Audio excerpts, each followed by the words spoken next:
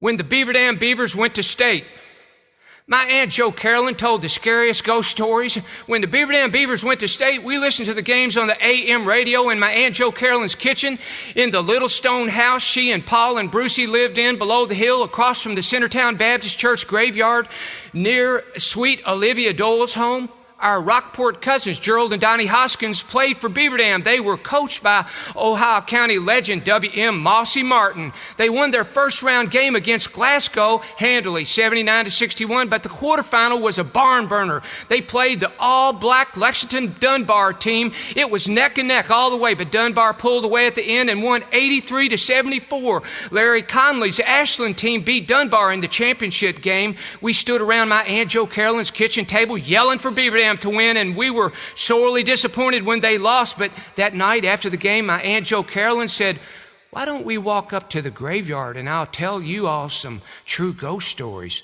Uh-oh. Soon as she said those words, the hair stood up on the back of my neck because I'd been there before and I knew her stories were all true.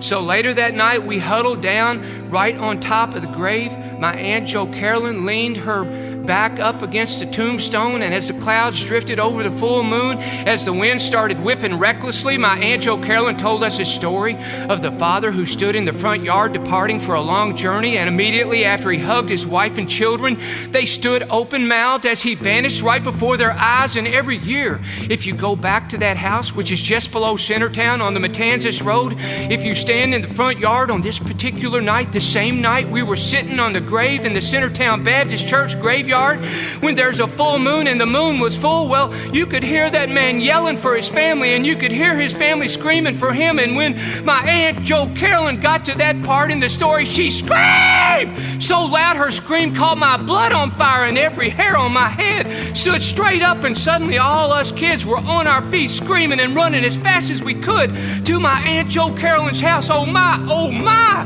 The year was 1961. I was 10 years old when the Beaver Dam Beavers went to state.